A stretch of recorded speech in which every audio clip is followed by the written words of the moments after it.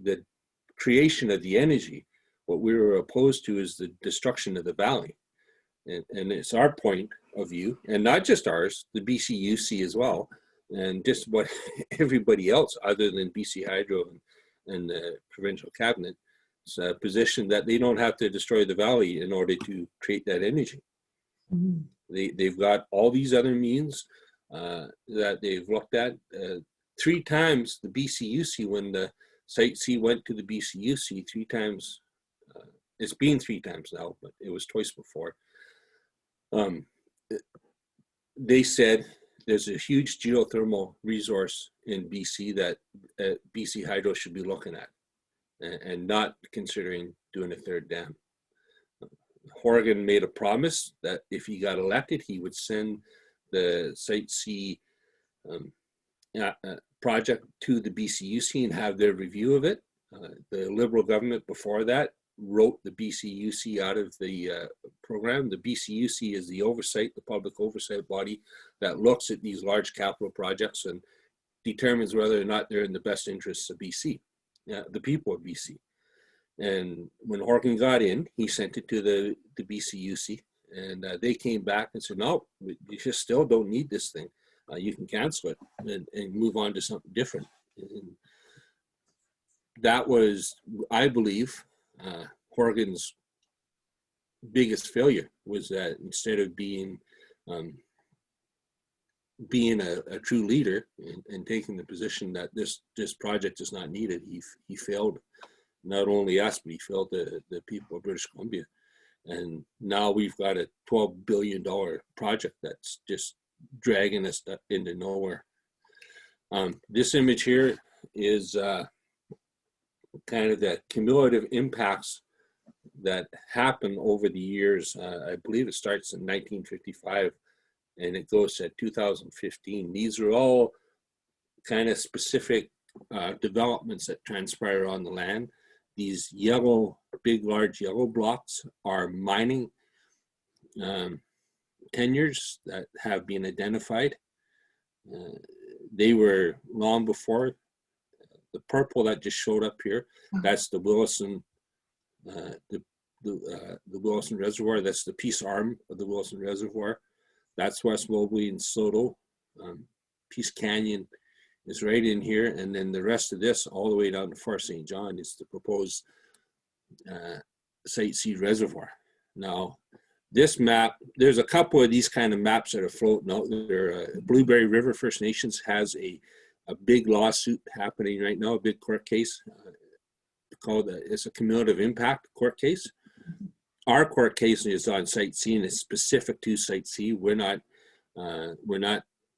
diving into this bigger issue, but the issue we have is kind of, as you can see, why Site C is such an issue for us. It's the last bit of river valley that we have left. And that doesn't make it less important. It makes it more important because everything is concentrated in there. And you can see that this is West Mobley here, and this is the Soto First Nations, our next door neighbor. This is Mobley Lake. And this is all development. Now this next slide I've added,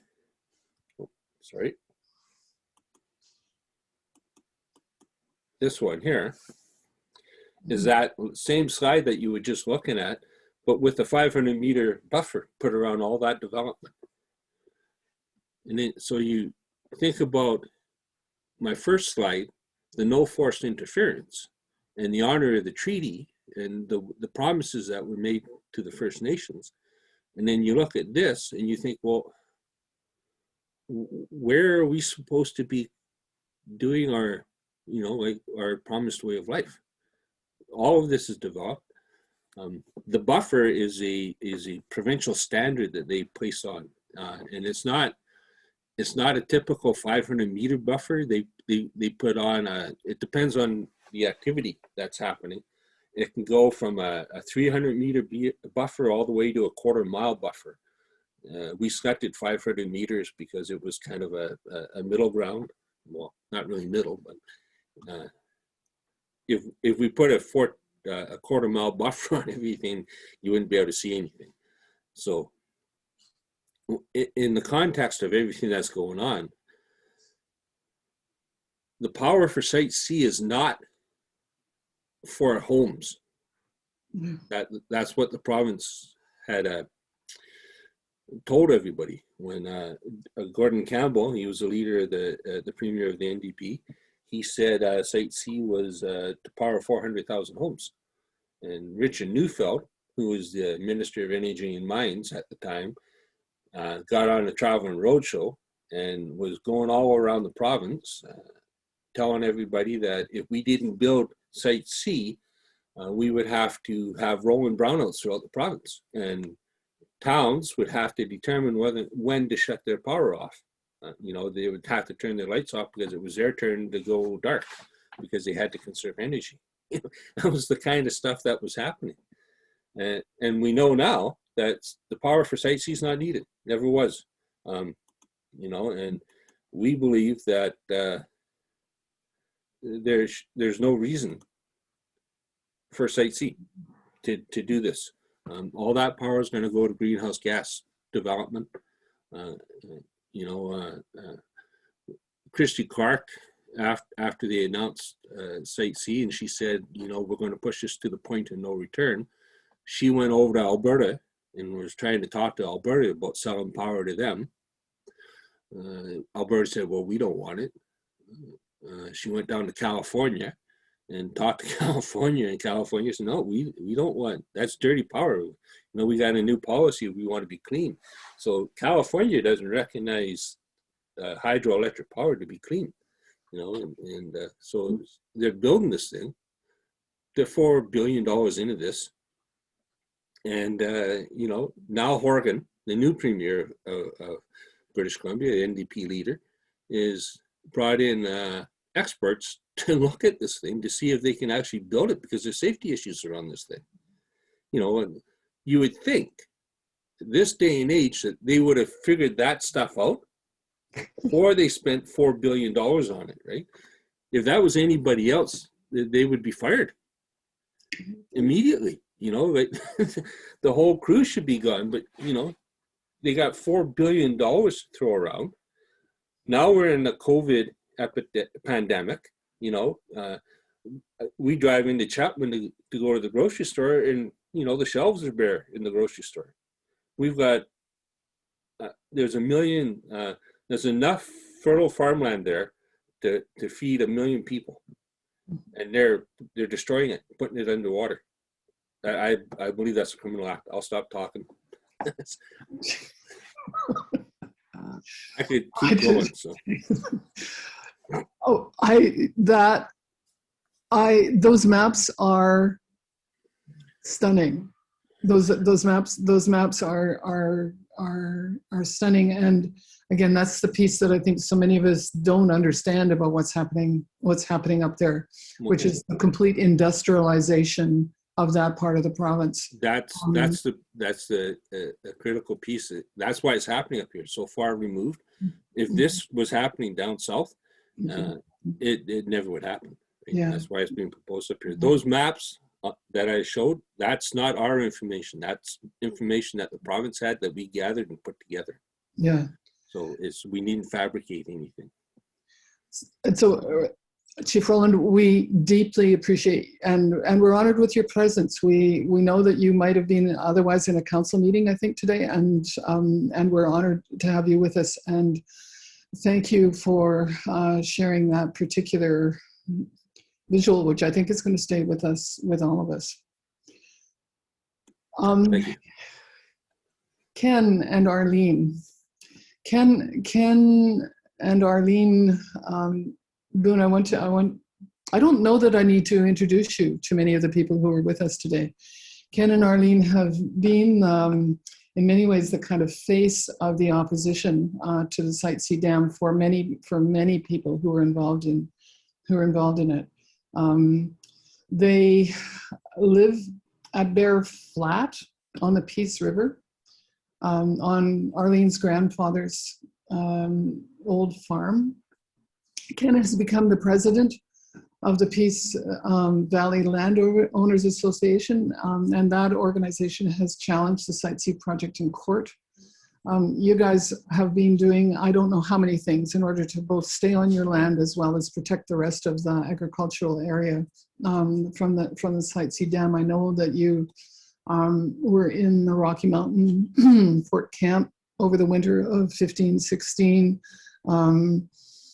that you've been named in a lawsuit by Hydro, and that you've had your land expropriated, which just breaks so many people's hearts. I understand that though you're still speaking to us from there today, and we want to welcome you, and it's an honor that you're with us. I also want to say that I think it's Ken who's instigated this particular session. He seriously made this suggestion to us, and this is why we're gathering. Ken made us. So Ken, go ahead, please. Thank you. I didn't know I was getting blamed for this. I'm not, so we know. Take it all. No, thank you, and thanks, Chief Wilson, for your presentation. And I'll just go to screen share here, and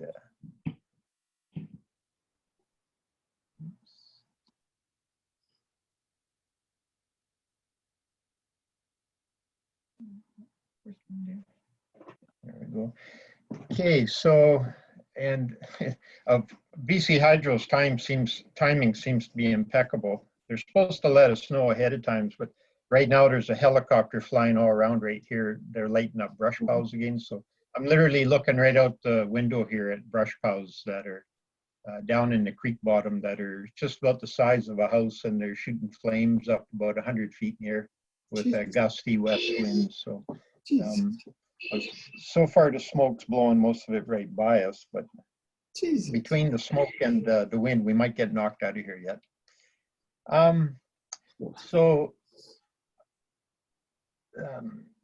Chief Wilson kind of hit the main parts on where things are at with the project now. Yeah, I think that more or less says it right there. Like, work continues on it, and it's $3 million a day. It's a trouble project. Might yet be scrapped. You know, I mean, we don't know. We're kept in the dark on it and what's happening with all the reviews that are taking place. We don't know the terms of reference of the reviews that are happening. I mean, we really don't know much. We've really, Horgan's really kept this project in a cloud of secrecy. So, and then, yeah, and Roland touched on, of course, you know, what is the purpose of this project? And, you know, so that's always been the question. It's literally been a project looking for a purpose. You know, like Roland said, all the, you know, homes, export, you know, at the base of it, what we have is, you know, historically this project's been politically driven by governments that seem hell-bent on building it. And they've been aided in that by, you know, BC Hydro, who with their load forecasting has consistently been off. So, you know, while BC Hydro is always forecasting that we're going to need more power, for the last 15 years, it's been basically flat. So that hasn't changed. And that's, you know, even with the population increasing, you know, I mean, in the last 15 years, what's the population? BC's gone up maybe 1 million people. I don't know. But with, you know, advances in technology and hopefully with people turning stuff off, and unfortunately, a lot of industry in BC has shut down. So there we are. But so the ties, you know, so to start with the tie between, you know, the fossil fuel industry and BC Hydro, you know, here's an example of, you know, what they're starting to do up here is build transmission lines into the upstream, you know, facilities. And so basically subsidizing putting power lines back into the hinterland, where really the only customer generally is the fossil fuel industry, and then selling them cheap power. So, you know, so this was about 5 years ago, this press release. This is what they call the DCAT line, basically runs from Dawson to the Chetwynd area. And it's, you know, the main customer pretty much is all fossil fuel industry. And it's pretty clear when you read that, you know, they're not trying to mince words. It is for the fossil fuel industry, and it's to lower the lower the greenhouse gas emissions of the fossil fuel industry. So then, you know, getting more towards the bigger picture, LNG. This is a report by Mark Lee, Canadian Centre for Policy Alternatives, in almost 2 years ago now, I guess.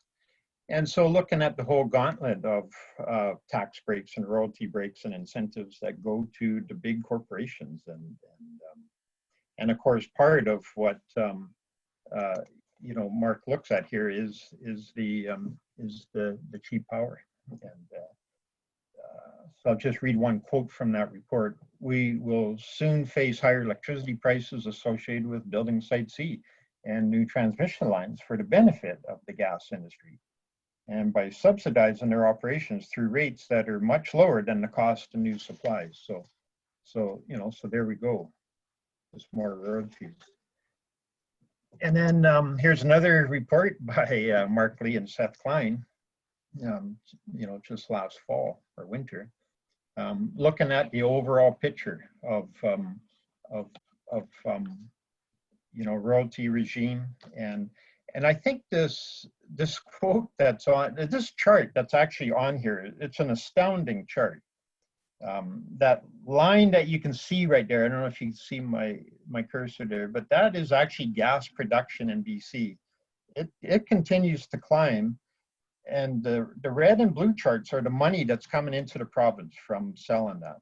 I mean, it's gone to, well, as it says there, you know, it hit a record high in $3.7 billion brought into the province in 08 and 09. And now it's down in the $150 million range. So we're giving it away.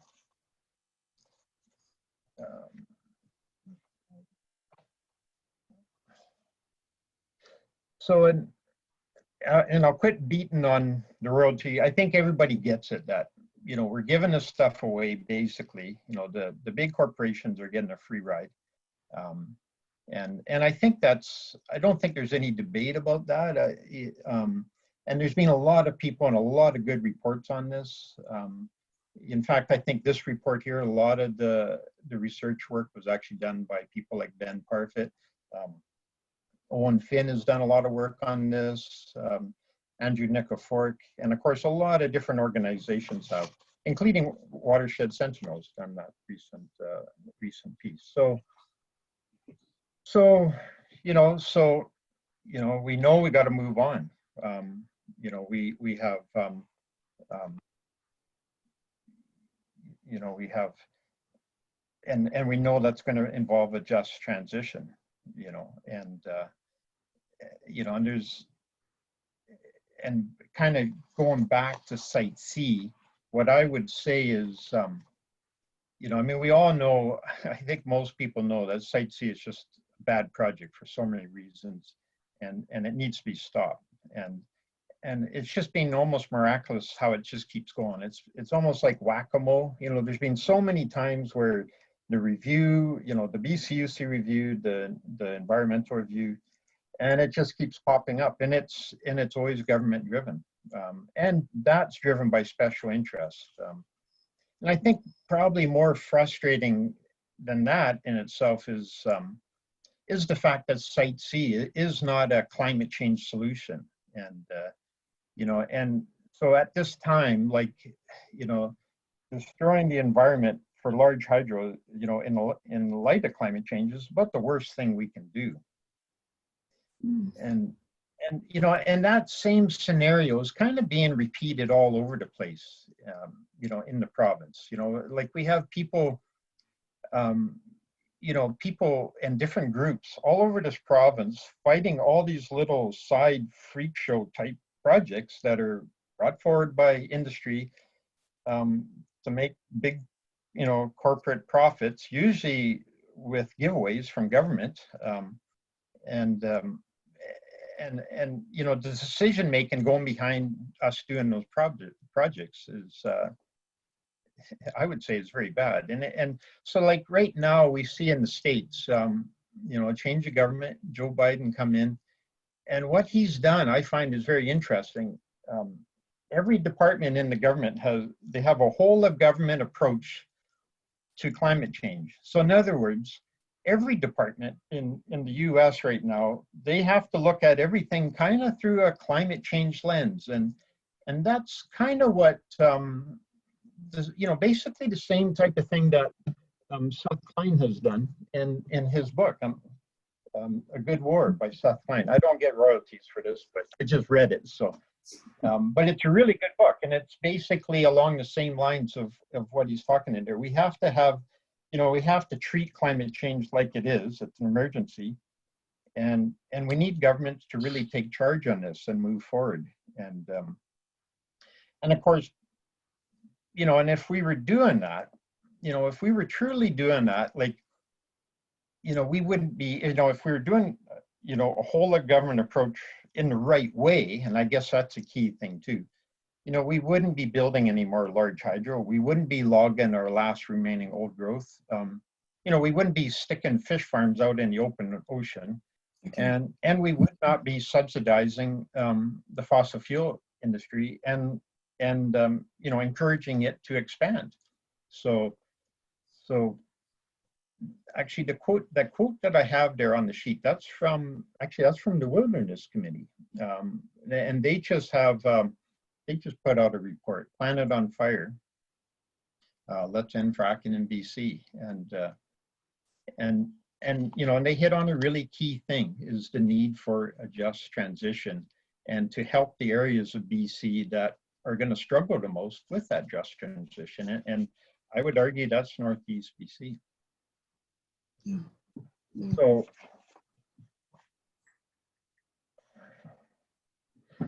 but then, I think people have to realize this is what's happening right now. Right now. This is just a couple weeks ago in Alaska Highway News, a report by Nelson Bennett, who's normally, I guess he writes for business in Vancouver, but BC expected to eclipse Alberta as Canada's largest natural gas producer. And I think it's important. I'll read a few quotes from that article because I think it's important for people to get a sense of how industry views himself. And I would say it's important for people to realize that that's how a lot of people in Northeast BC, a lot of our local government, our Peace River Regional District, the gas, the fossil fuel industry is the industry we have, and that's and this is the view up here. So so once again, I'll just read a few random quotes. The BC government has been investing in new transmission lines to deliver power to northeastern BC, which has allowed natural gas plants and pipelines that would otherwise burn natural gas to convert to clean hydro. So of course, it's always about being clean, and that's debatable, of course. So then it ramps up. Canadian producers say natural gas and LNG from BC should command a green premium since it has a lower carbon intensity. Okay. Ultimately, BC natural gas has a bright future. Okay. Any worldwide demand projection that you look at, even those with the most aggressive renewables built out, natural gas is the largest component of the energy stack for several decades to come. So they're seeing a long-term vision here, or a long-term future. It's also the most affordable in that energy stack. For Canada, with its ever cleaner methane molecules, we should be providing as much of the world's growing natural gas requirements as possible. So yeah, I think they want to be the last ones selling gas because we got the cleanest gas too. So and I think many of us will see some problems with those comments. And I'd point out, like, a lot of that is your typical forward-looking statements done by industry. You see it in stock promotions, corporations, and we've seen that fail many times. They don't usually predict their own demise, but so going back to, I think with all of that in mind, I think it's really important for people to realize, though, just how big and important the fossil fuel industry is to Northeast BC. And, and most people in this region, are either employed by it or indirectly, and it basically impacts everybody here. I even myself, just because of all the interactions, we're all impacted up here. And, you know, people need jobs and income. And in this region, the fossil fuel industry it's not the only one, but it is the biggest employer. And it is what has drawn people to this region. You know, all that work has drawn people here. And, you know, and that's, you know, grown the local economy. And, you know, and all those people pay property taxes, and that's what supports the local levels of government. And of course, then, you know, and it does actually help the bigger governments too. So, and I would say that it's impacted everybody up here, you know, and Roland touched on that, you know, First Nation communities. I mean, it is the economy that we have, and everybody's, to a certain extent, you know, is in that economy. So, you know, and I would say, you know, so we've made a big point. A lot of my presentation has been how these big companies don't pay into the coffers, they're getting a free ride. Well, that's true, but it's the workers, and it's the small companies, it's the oil field service companies, it's the truck and everything that's associated up here that, you know, are paying their taxes and paying their property taxes. And, you know, and that is a big part of what's up here. And so, you know, and those are the people that vote up here. And this is a very conservative riding that's very supportive of the parties that support the fossil fuel industry. So I guess what I'm doing is just highlighting, you know, what is at stake here and the challenges. And then so, and, you know, and it's understandable that there's going to be resistance in this region to a shift in that economy. You know, there's a lot at stake for people. So, you know, so, and back to the just transition, you know, and that's why it is so imperative, you know, for a shift to a green economy in this region, we're gonna need federal and provincial government help, and we're gonna need it at a much higher scale than probably anywhere else in this whole province. Like, I would say by far, you know, I think there's quite a few regions in this province that could quite comfortably make that shift. And so, but this region, it is going to be more challenging. So, and I think serious planning should be taking place for that. You know, that should be happening right now with all the different levels of government, First Nations and all the different levels. And, you know, it's going to be challenging. I think it can be done. And of course, it has to be done. Like, we have no choice. And so, in a way, that makes it easy. We just got to pull up our boots and do it. So, and really, if we don't do it in a planned way, I mean, this is going to happen. And if we plan for it, it'll be much better, and we could do it hopefully in a smooth way. So I think that is basically it. Ken and Arlene, because I know Arlene has been involved in you know, thinking about this, certainly, I mean, living it, but also helping us, helping prepare this presentation. We're just, you know, intensely grateful for both this view of it and what's happening, and for your ongoing work. You know, we are following you and supporting you in ways that we can, and really appreciate you. Now I would like to introduce Delee Nikal. I did it wrong. I knew I was going to. Sorry, Delee. Delee is a member of the Witset Nation, and it's a community that belongs to the Wet'suwet'en band that's made up of 5 nations in northern British Columbia.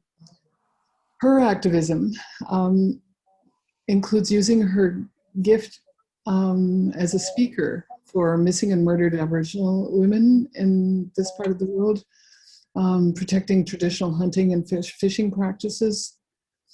She was the first woman elected to a national position in her local union, and the only woman in a workplace that builds and maintains timber-trestle rail bridges.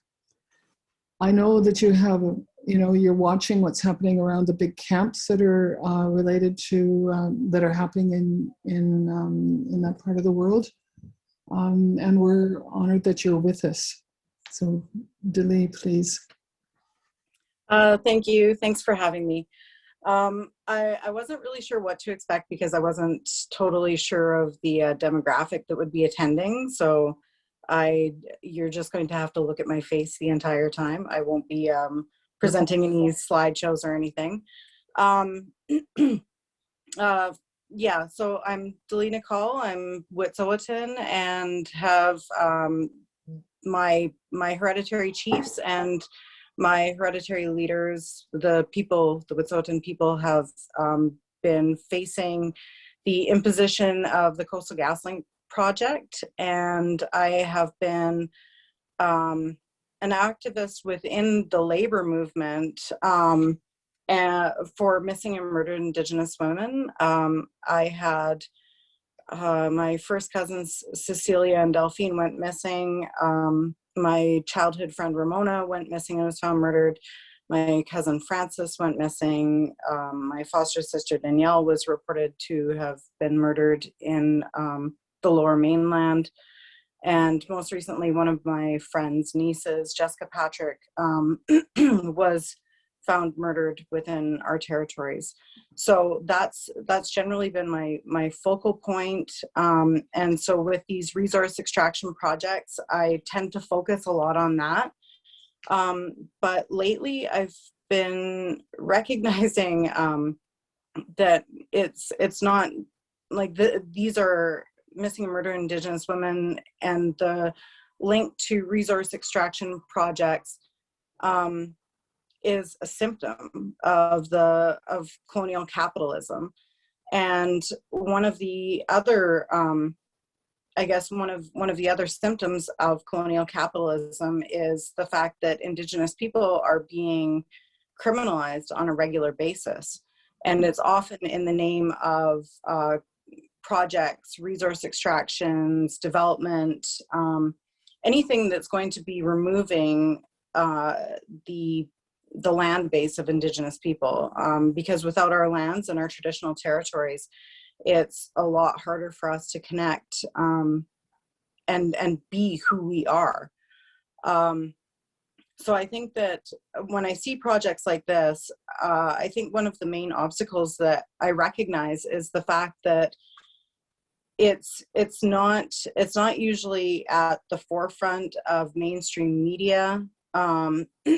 It's not often connecting with younger generations who are usually a little bit more inclined to take direct action.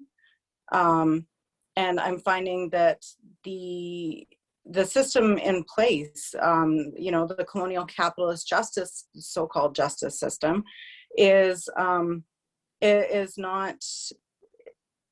going to work for the people. It's meant to work for the people in positions of power. And as it stands, because we live in a colonial capitalist system, those people in power are often the people, the wealthy, the people that are in charge of corporations. So it's not often, the people that are making the decisions.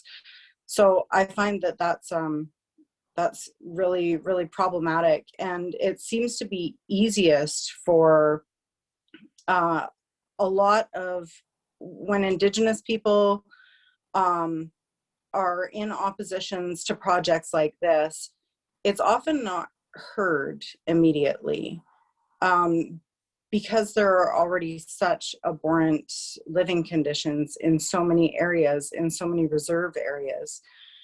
We talk about the amount of water that this project is going to take, and I mean, the project is directly linked to Coastal GasLink, not just for the fact that it will be linked to creating power for gas that's going to be pumped through our territories and jeopardizing our entire territories.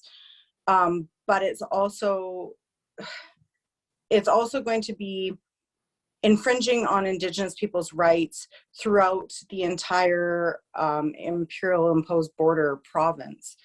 So I think that the infringement of Indigenous people's rights, of our rights, of the people in Treaty 8's rights, are not viewed as human rights. They're viewed as specifically Indigenous rights and therefore overlooked in a lot of cases. And that's, I mean, it ends up flowing over, and it ends up, we say in the labor movement, you work from the ground up, you build things from the ground up. So you make sure that you're not lowering the bar. You make sure that you're having the people on the floor that are taken care of. And so when Indigenous people's rights aren't taken care of, it ends up flowing over into other people's rights, like Ken and Arlene. You know, Ken and Arlene, welcome to the club of expropriation of land. We've seen it for, you know, hundreds of years, and it will continue to happen to everybody else. And I think that unless people are seeing this as a human rights issue and not just for Indigenous people, it's not going to be viewed with the gravity that it should be. And it ends up affecting, you know, the injunctions that are put in place in the name of corporations, in the name of industry, end up affecting people all across the land. There's, you know, there were, the exact same thing has happened out in Mi'kma'ki. You know, we look at Alton Gas, we look at Elsipogtog. Those places have all been Indigenous nations that have been in opposition to pipelines, to frack gas traveling through their territories. And injunctions have been put in place there too. So we see it in our territories. We see it, you know, from the East Coast to the West Coast. And it's so often overlooked, and it shouldn't be.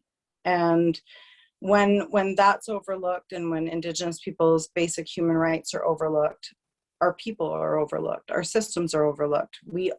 Almost all nations are based off of matrilineal systems. So who are the most important people in our communities? They're the women. They're the women, girls, two-spirit. There are femmes within our communities. And this is, it's not often recognized that we need to look at things in a bigger picture. It can't just be focused on this one project. How is this project affecting, you know, or these two projects? How are these projects affecting everything else? Well, they're making decisions and setting precedents for projects. In our territories, we have, there's a proposal for the Telkwa coal mine now, which is an open pit coal mine where there have been coal bed methane pockets found. So, and I'm sure Mike can maybe talk a little bit more about that. I don't know all of the, I mostly talk about the human rights aspects and touching people here. He's definitely done tons of research on the technical aspects and how it will affect the environment. But yeah, as far as these projects go, I mean, we look at the displacement of people, we look at the fact that it's going to affect, as Chief Willson said, you know, traditional and treaty hunting and gathering rights, but I don't even think that should be a question, because I think that the fact is that those treaties that were drawn up, number one, weren't often drawn up in good faith. There has to be absolute and certain good faith in order for any sort of agreement to be made and adhered to over, you know, 100 years. Chances are, and from, you know, reports that have come up on treaties back here, I believe it was the Williams Treaty, a lot of those treaties weren't done in good faith, and almost every single treaty has been, actually, no, not almost every treaty. Every single treaty that has been drawn up has been violated. So I think that we need to be able to focus on that as well. I mean, there are so many different aspects of these projects that are, that show that they're, you know, they're wrong and they shouldn't be happening. It's,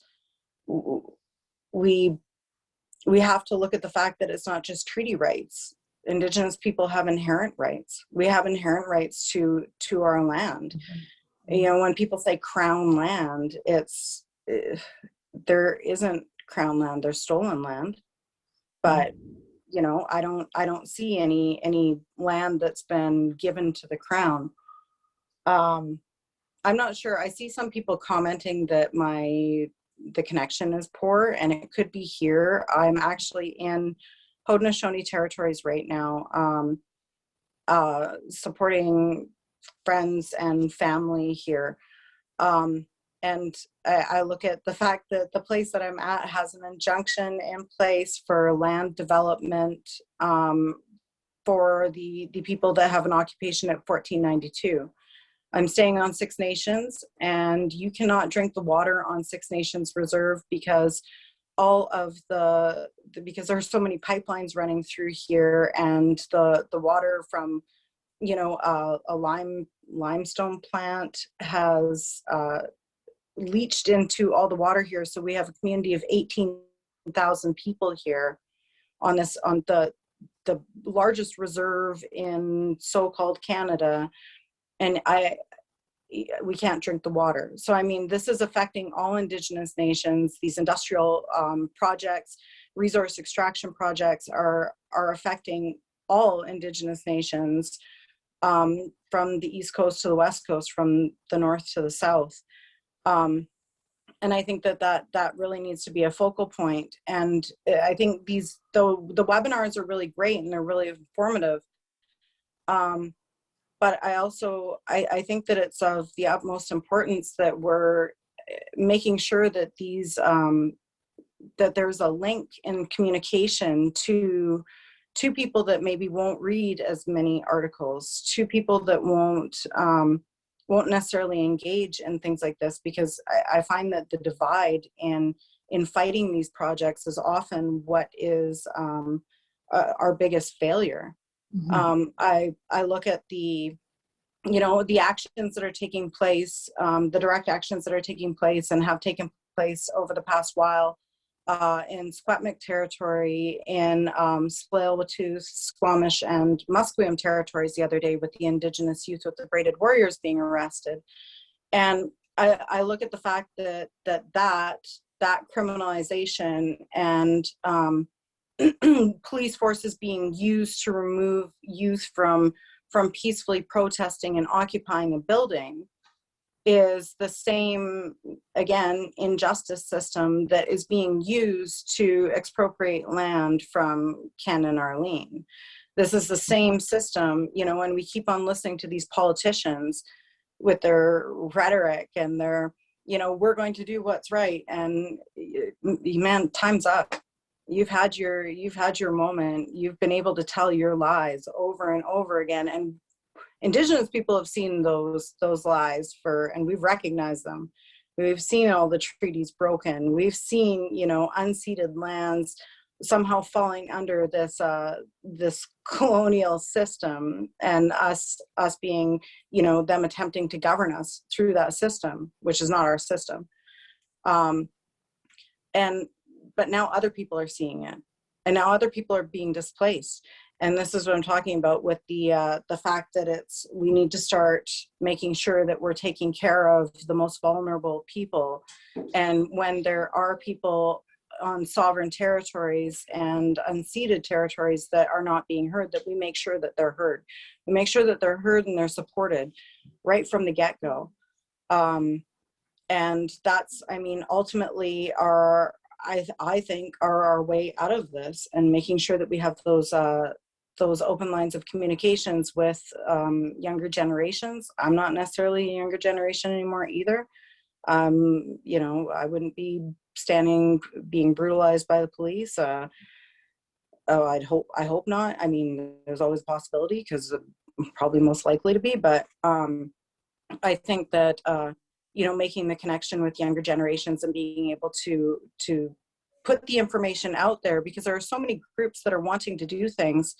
I run Witset Checkpoint on Instagram, and so I'm connected with a number of climate action, teen climate action groups, and like Extinction Rebellion groups, from not just from so-called Canada, not just the so-called states, but from all over the world. And I think the utilization to be able to utilize those platforms and connect with younger generations, because they recognize that they're the ones that are going to be mostly affected by this. When I see young Indigenous femmes occupying buildings, facing off against, 50 police officers who are, set to brutalize them. There's been a history of this. When I see those young femmes standing up and taking that stand and putting themselves in harm's way, I know that it's because they recognize that they're the ones that are going to have to face, you know, what comes in the future, climate disasters that come in the future from these projects. Delee, So I'm Delee? hoping, yes. 1 minute. Sorry. 1 minute. Okay, yeah, okay. Sorry. Yeah, so I'm hoping that what comes from this webinar is not just discussion, but hopefully the ability to connect with other people and light fires and connect the information. You know, how is this affecting everybody, and how is it affecting people that are most, you know, in the most vulnerable positions? Thank you. Thank you from all of us. And I actually want to, you know, go back to the beginning of your of what you were speaking to us about, and offer our thoughts to your relatives, your, you know, sisters and cousins and other women who have been brutalized and are missing from your life, and from the lives of your communities. And you know, we know that that is one of the possible impacts of these big projects, and it is one of the symptoms of the industrialization of your territories and the territories of your people. And we really appreciate you being one of their voices. Thank you. Thank you. Now we're going to move to, I would like you to introduce you to Michael Sawyer. Mike was a panelist in the public forum in Courtenay 2 years ago that provided the impetus for us putting together the book. He has a lot of experience, at least 25 years experience as a professional environmental consultant, and being an advocate, much of it relating to Canada's oil and gas industry, and more specifically, large transmission pipelines. He's worked in the industry for some of the big companies, but he's also worked for landowners, First Nations, nonprofits who have found themselves in conflict with oil and gas. And he's also been on the regulatory kind of front lines, and has participated in a bunch, I understand maybe you know, over 30 regulatory hearings, and understands the intricacies of the regulation of this industry in ways that many of us don't. So Mike, please, we welcome you. Thank you for that, Alice. The previous speakers have all provided a lot of information, and I'll try not to duplicate it. But I want to say that Delee's talk gave a perfect segue into what I'd like to speak about, in that she used the word lie, maybe even more than once. And I like to think of this discussion, well, let me just back up. I'm going to break my talk into sort of two chunks. One is talking about the LNG industry and the various aspects of that. But then I also want to save some time at the end to talk about, you know, what we can do, what are some of the underlying problems and what we can do. So talking about the LNG industry, I like to refer to it as the big lie.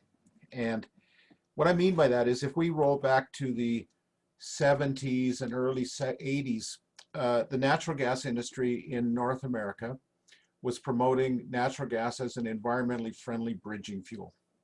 And that, you could see it in the advertising, you know, in Maclean's magazines and in the papers. It was really a push to promote that as a environmentally friendly bridging fuel. And now that we're into an LNG discussion, they have basically, they being industry and government, have grabbed onto that concept and are using it to promote their new product, which is LNG, which is just natural gas. And the problem is that is a lie. And it's a lie for a variety of reasons. What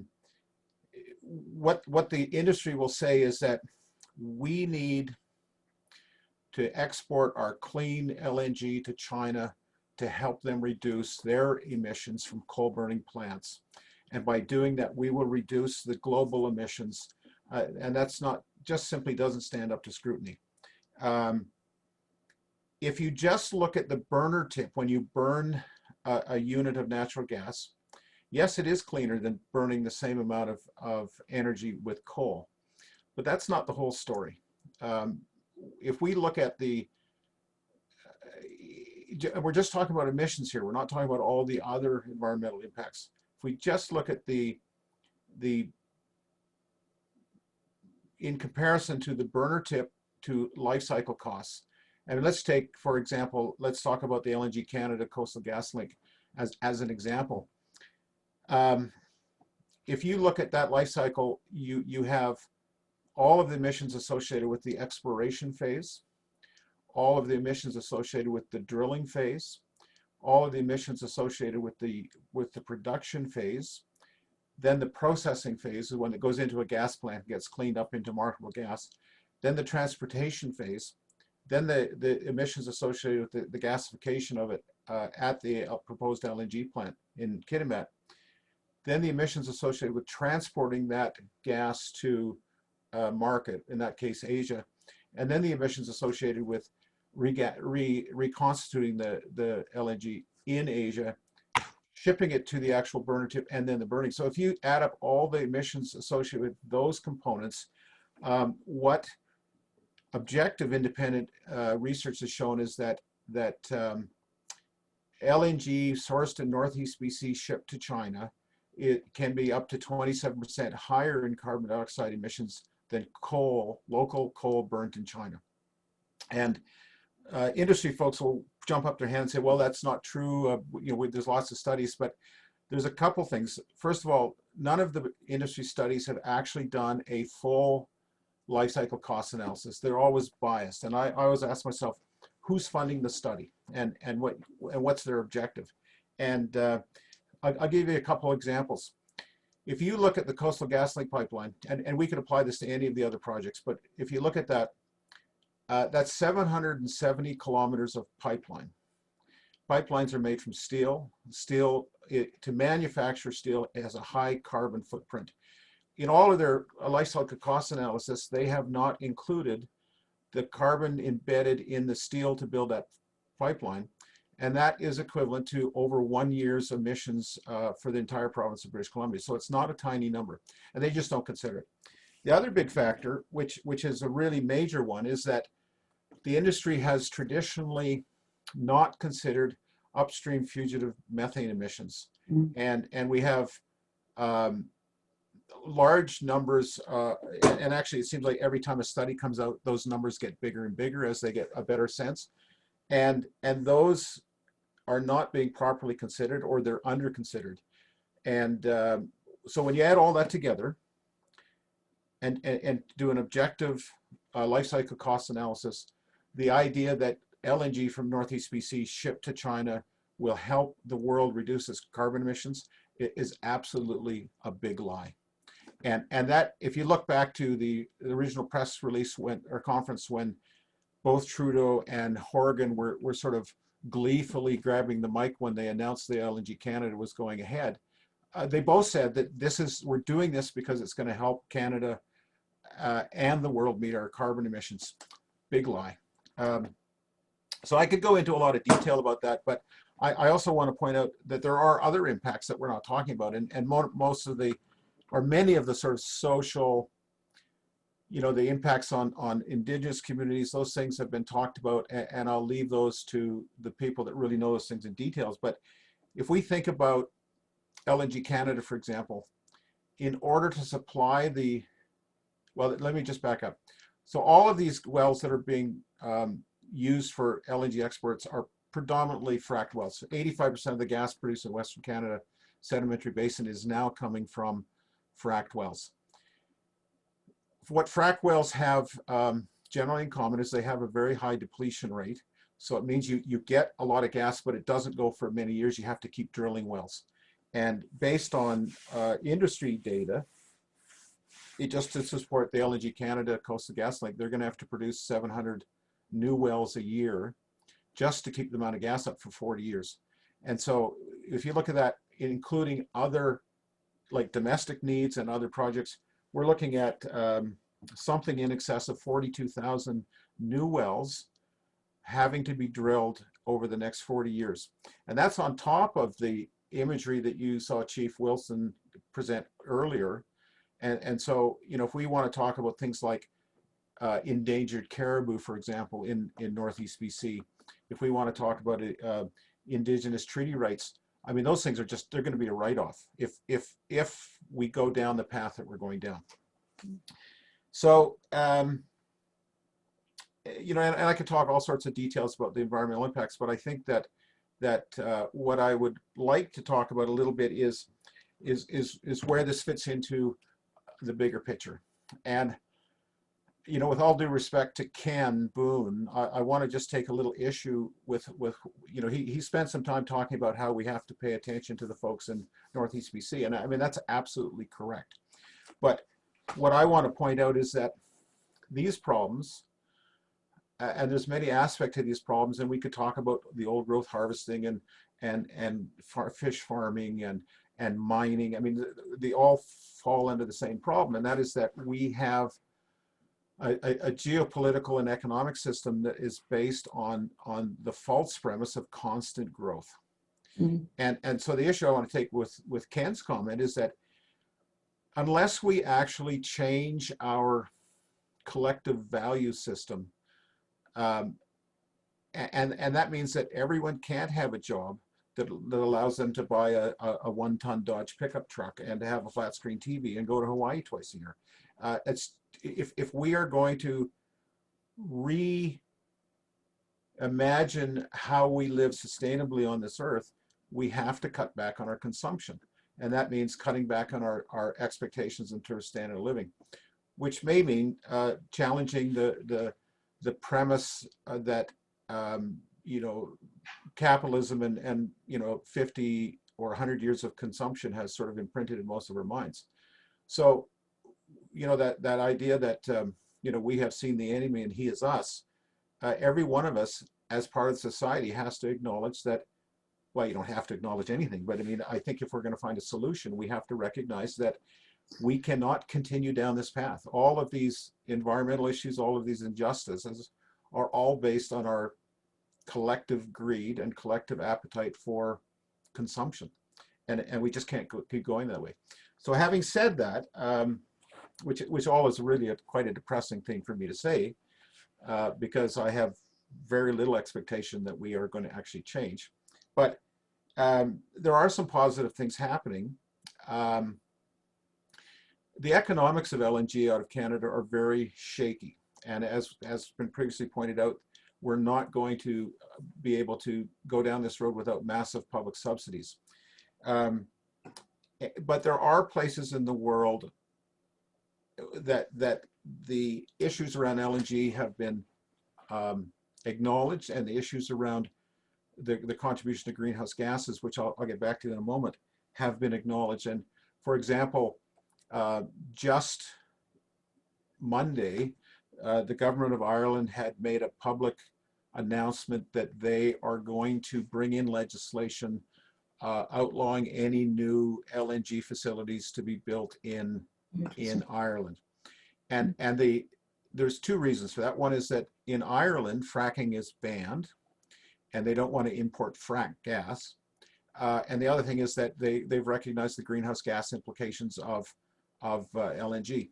So there are some positive things happening in the world, mostly in Europe and in the UK, but that's starting to spread to Canada and eventually will make its way to Ireland. But I wanted to bring up a quote from a very good report that David Hughes has written, and it's the highlighted quote, but I highly recommend people read this report as well as some of the other reports. They're very, very powerful and detailed. But to put LNG into the context of BC's climate change commitments, and I'll just read it here. So increased production for LNG Canada would add a total of 13 megatons per year. including the company's estimate of 3.96 megatons from the terminal itself. Including LNG Canada, emissions from oil and gas production would exceed BC's 2050 target by 160%, even if the emissions from the rest of the economy were reduced to zero by 2035. And we know that's just not possible. If Kitimat LNG and the Woodfibre LNG were also built, both of which have 40-year export licenses approved by the Canadian Energy Regulator, total LNG emissions would amount to 22.6 megatons, and BC's 2050 target would be exceeded by 227%, even if all other sectors of the BC economy were reduced to zero emissions by 2031. The point here that I think is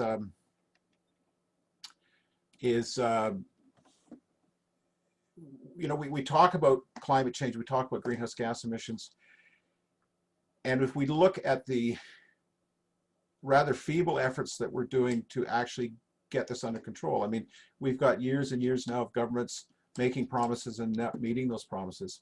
We've got years of industry trying to subvert the public efforts to get those in line.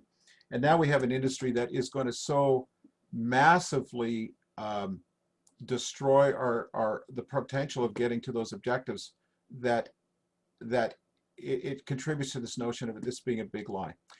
If you think about the fact that they're saying this is going to be green, environmentally friendly fuel, there's simply no defensible argument that supports that position. So here's what I'm going to close up on, because I know I'm going to be running out of time. The question is, what do we do about it? And I think that if we go back to my idea that this is part of a systemic problem with our geopolitical and economic system, my saying to myself when I'm in sort of moments of doubt, and it happens quite regularly, I like to think of constant friction constantly applied. And so I'm sure on this group that's listening, there are a lot of people who have committed an enormous amount of time and energy to this. But I think that we have to get out of this idea of being good Canadians. And what I mean by good Canadians is we have this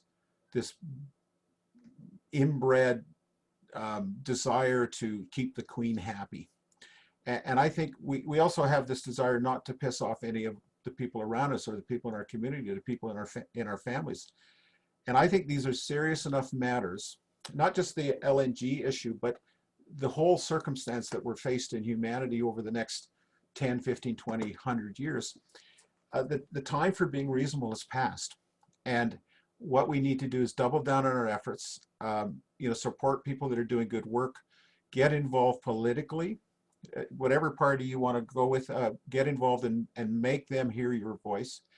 And when it comes to people who are actually have the spine to get out on the front lines and do blockades, get out there with them. Do what you can to support them. If you can't get out there, ask them what they need to do for you to help them. We can no longer be patient. The time has come that if humanity and nature stands a chance of surviving the next 100 years, it's going to be dependent on people rearing up in their hind legs and not worrying about what people think about them and doing what it takes to change direction. And so I would just say that would be the message I would have is this whole thing is a big lie. And we could have the same talk about old growth forests or endangered caribou, or the list goes on and on. They're all big lies. So on that, I'm going to leave. I probably didn't give enough details about all the details of the environment, but I suspect most people listening already have a pretty good sense of that. And I wanted to have an opportunity to provide a little bit of a rant that might even come close to the one that Delee gave. Thanks for that. And Delee, I say that as a compliment.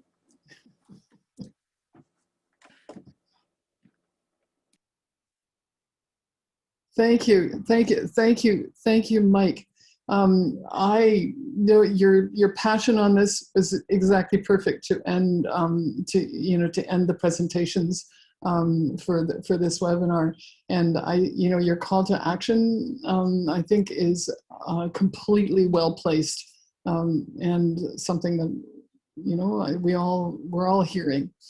And again, you know, both your experience and your knowledge is something that we appreciate and know is contributing to our fight. So thank you.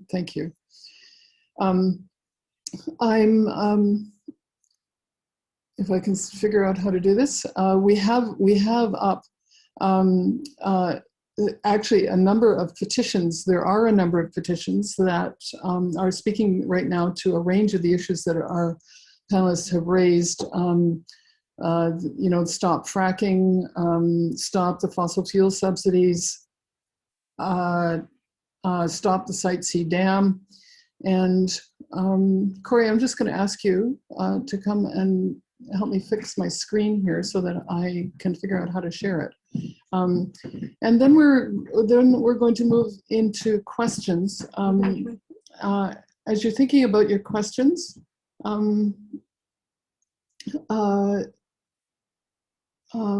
please, you can put them in the Q&A section.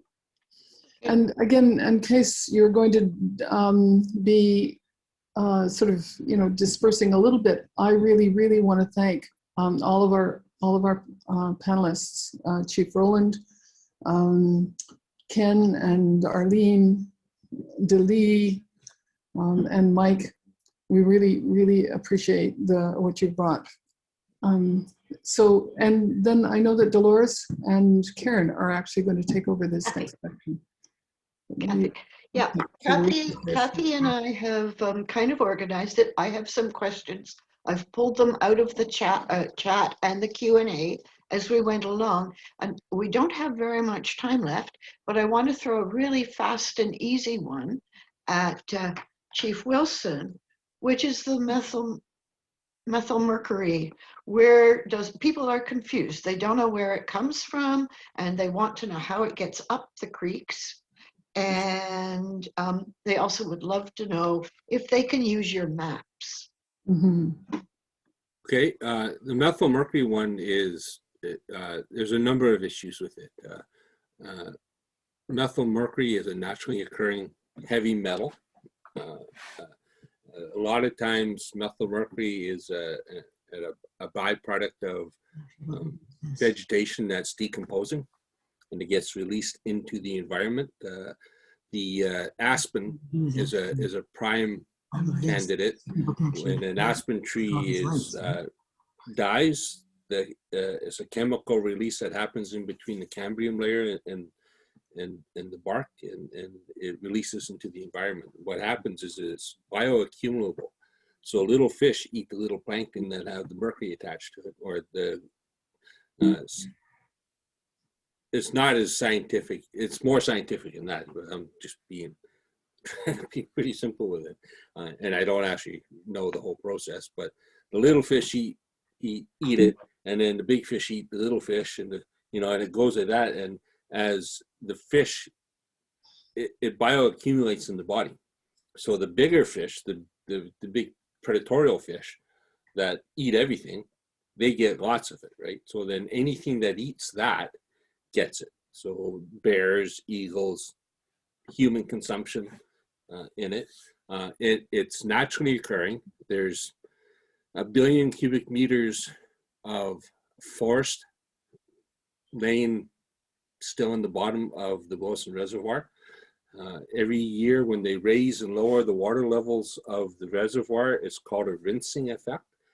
And it washes the side of the reservoir, and it sloughs in. So there's an accumulation of new vegetative materials into the reservoir. So it's an ongoing process. They stated back when they did Willson Reservoir that it would be a couple of years and then the mercury levels would deplete themselves and they would wash out. That's not the case that's happening.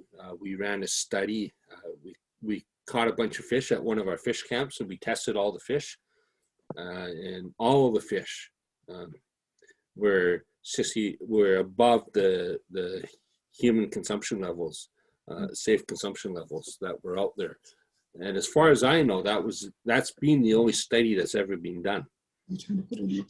once we did that study, we went to, because you have to back that study up, we went to apply for more grant funding to do the rest of the study. Nobody would give us the money to do it. So it kind of sits there. BC Hydro hired somebody and they went around and he went around telling everybody that there's nothing wrong with methyl mercury. You got methyl mercury in your fillings in your teeth. You know, no one's dying from that. So, you know, that was kind of the concept. We know what the issue is. Methyl mercury leads to Minamata disease, which is a pretty deadly thing. We know that there's never been studies done with on methyl mercury and consumption with First Nations communities. You know, so it's, and with Site C, the same issue is going to happen there. And where they're building Site C, where they're trying to build Site C, is just below the mouth of the Mobley River, which flows out of the lake that we're on. So in all common sense dictates that Site C is going to have a methyl mercury issue, and then the fish in it will migrate up the river because now they have access if they flood the reservoir, and the Mobley Lake will become contaminated with methyl mercury. The extent of it, we don't know where it goes and it stops. We don't know how, there was never any baseline information. We do know that there's high levels of methyl mercury in the Wilson Reservoir. Yeah. And the other question was the maps. Your maps. I believe they are, if you've recorded this, then you've got copies of it, I guess. Maybe. They're on the public maps. I don't think there's anything. It depends on what you're going to use them for. Okay, But, maybe we can talk about that later and, yeah, and see. Then, I don't know if that answered the question. yeah, Nothing. okay, we'll work it out. I also wanted to draw people's attention to the fact that you can donate via Raven to the court case that West Moberly is mounting, and it's a really, I think, a really serious challenge to all of this nonsense that's going on. So I have great hopes for you, Chief Willson. Can I point out that the Green Party has a petition going as well to stop Site C? So if you're looking to sign a petition, you can go onto the Green Party website and do it there. Y2Y has an app that gives you access to the ministers and stuff like that. You can harass the ministers and tell them to stop this nonsense. Yeah, we'll make sure all of those resources are in that list that Alice has. And that'll be posted on our website, and I'll probably send it out as an attachment to everybody who registered. So let me see. Now, there's a lot of questions around the special interests that are driving Site C. People are wondering about water export as a factor, of course, and other people are wondering if BC has guaranteed that electricity from Site C to the LNG industry. So I'm not sure who wants to take that on. It's a big bundle of questions. Who are the special interests? Because somebody's driving this. And has BC promised that electricity already?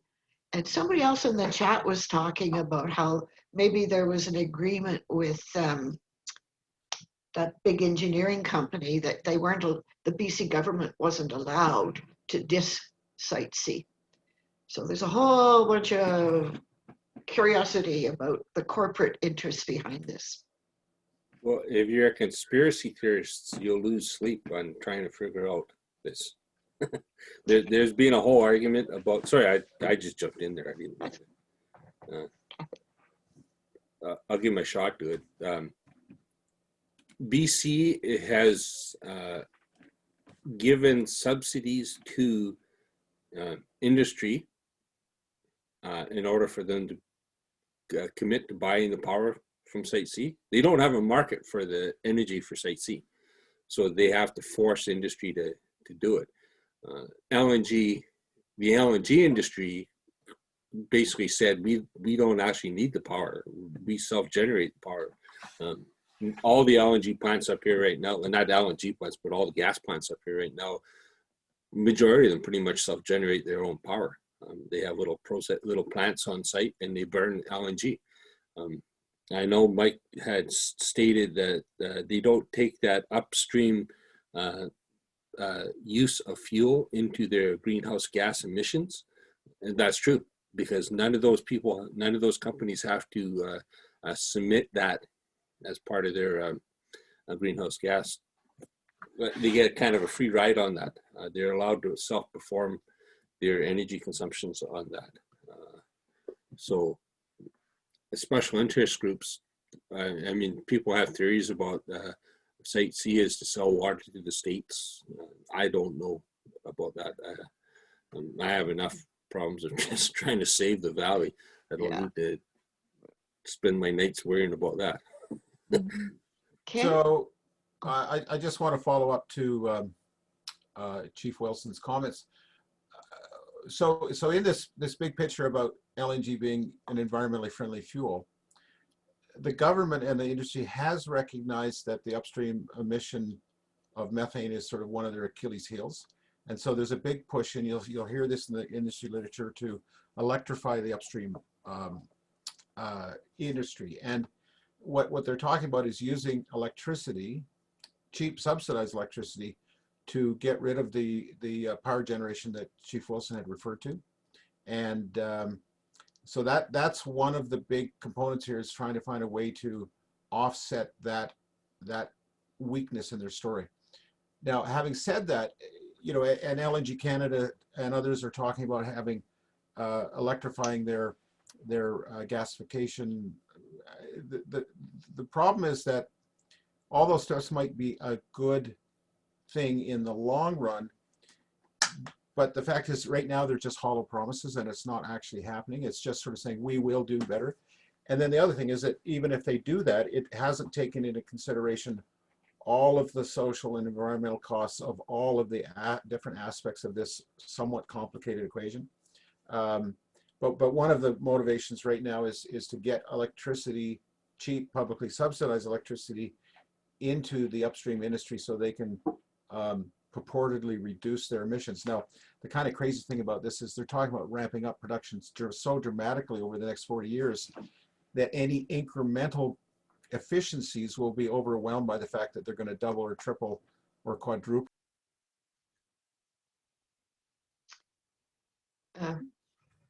Chief Roland? I was You again. there was a I don't know if anybody's ever understood how much energy an LNG plant actually will need. You know, it's an enormous amount. And so if you get 2 LNG facilities, which we had, I think 4 or 5 of them there posed for a while, but 2 of them would consume all the power that Site C would ever generate. And they'll still need more. You know, so the amount of consumption that is needed and the amount that Site C is going to produce is nowhere near what they need. So if they're electrifying the fields, like Mike was saying, and that's what's happening there.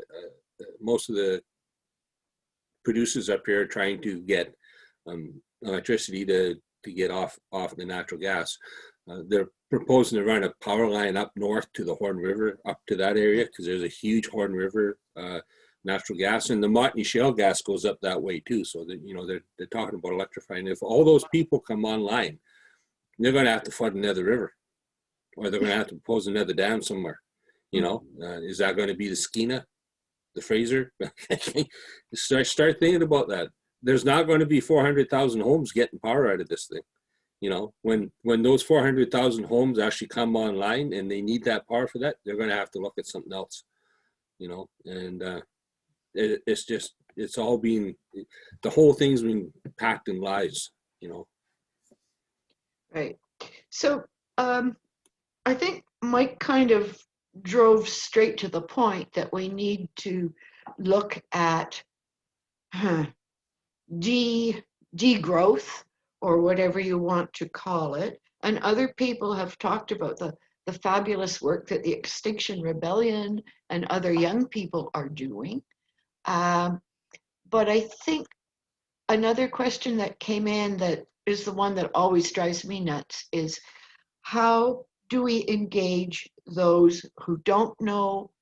And Delee was talking about this a little bit in terms of the divide between those who read and watch webinars and stuff and the people out on the streets. And it's a good question.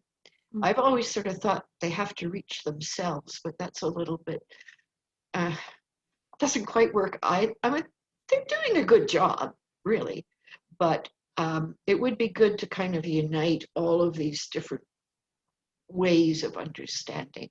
So I'd like to throw that open to everybody, and I think that's going to have to be our last question because we're already way over time. Delee, do you want to speak to that specifically? You like uniting people and activists and activism and linking the causes and whatnot.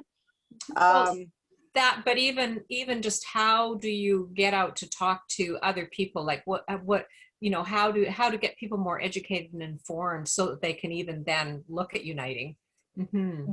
Well, like I noticed when this project or when this webinar was presented to me, I had gone on to Instagram, and I've used Instagram a lot within the past, well, I guess 8 years or so, but noticed that it's really picked up speed with a lot of activism within the past 2 years. It was the main way that we communicated with people when the police came and raided our territories, not just in 2019, but in 2020. It was the primary way for, I probably shouldn't be saying, it was the primary way that people connected to have a lot of the bigger actions that happened with so-called Shut Down Canada in solidarity with the Witset. And so I mean, social media, I think, is like the #1 platform. And I know I've noticed Facebook hasn't necessarily, it's sort of gone the way of the dinosaur. It's like, no pun intended in an oil and gas discussion, but it's not necessarily the most engaging. I find a lot of people talking at each other on Facebook and just wanting to go off on things, whereas Instagram really limits that. Twitter is kind of like the complaints department of social media, so a lot of people can go on and say something, but it's not a lot of back and forth engagement, and it's not a lot of it's not a lot of snippets that people need. People need to see things. They need to be able to have the visuals. And I find that Instagram just does that really well. And it helps with those visuals, it helps evoke a lot of emotion in people. And I think that that's really what we need, because without people having, you know, a sense of rage or a sense of disgust and not wanting to sit in places of complacency and sit and be complicit anymore, if we don't have those things that evoke those emotions, no change is ever going to be made. Thank you. Ken, do you and Arlene want to talk about how to approach people within your community, for example? So that's a direct, possibly person-to-person conversation. How do you talk to those people? Well, it's yeah, you know, obviously we've been engaging with a lot of people over the years. You know, I mean, locally here, of course, a lot of people are not in favor of this project, but and you see that quite a bit. I think you see that in a lot of places on a lot of different projects. It's not that people are in favor of a lot of the projects that go ahead, but at the same time, they don't oppose them, you know, maybe when they should. You know, a lot of people just stand on the sidelines and you know, so that is a challenge, getting people to use their voice. And you know, so, you know, in any way people can, that is very important. Like Delee was talking about, I think you're going to show the list of all the different actions people can take. And there's so many different actions being proposed on so many different fronts by so many different organizations. And often they make it really easy for people. If you don't have a lot of time, it's just you click on a petition or you send a letter. You know, it's got to help. You know, it's better than doing nothing. And of course, like Mike was saying, you know, there's definitely room to ramp things up from there. And a lot of times I think that's what we need as well. I agree with that.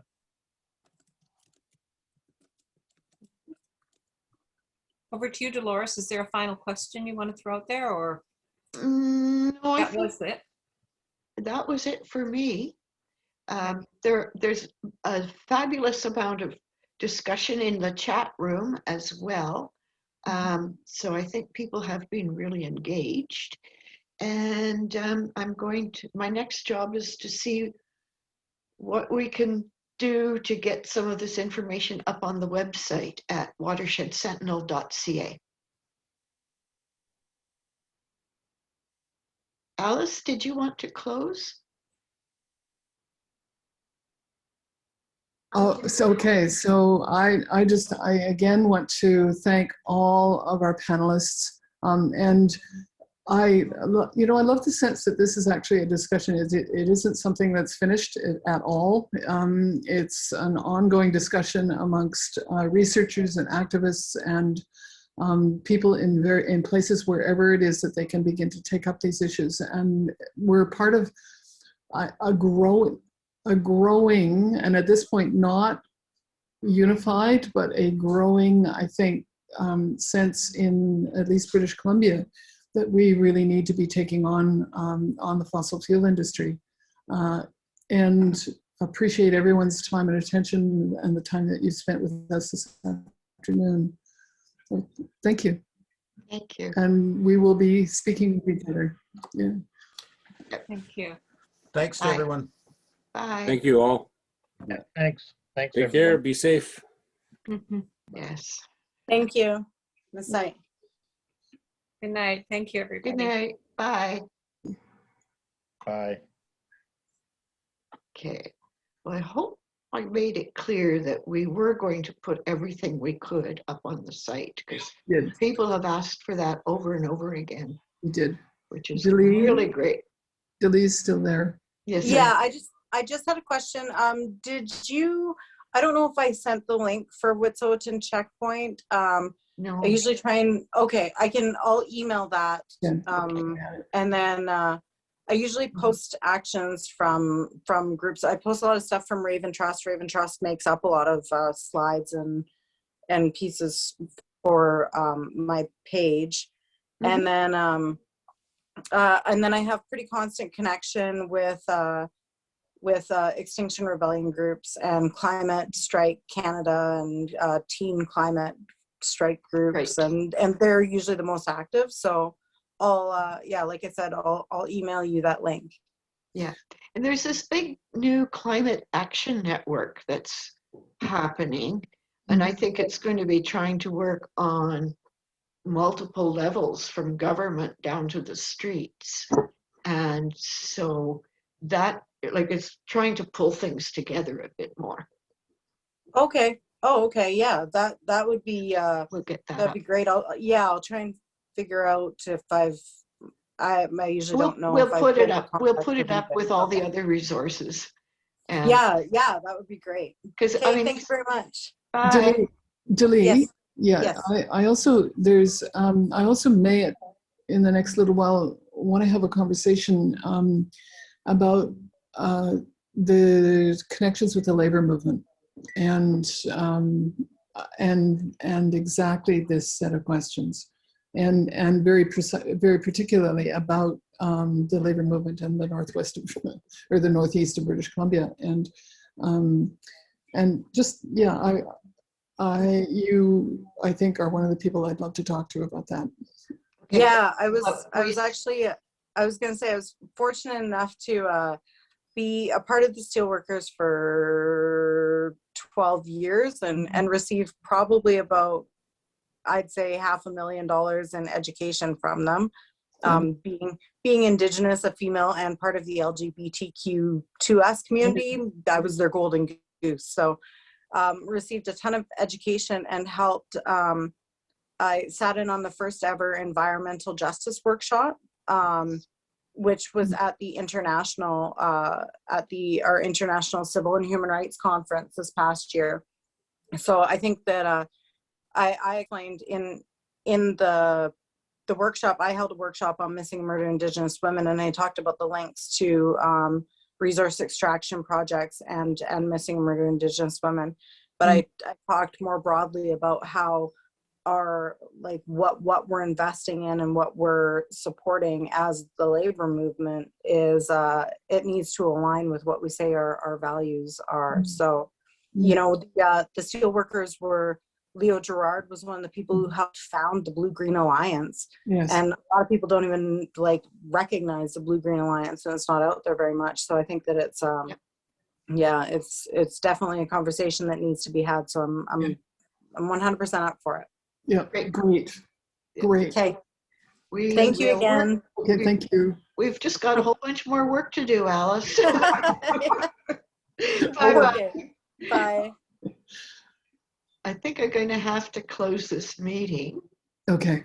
If I can figure out how. Yeah, get I'll back give to you me. a call. Okay. Leave.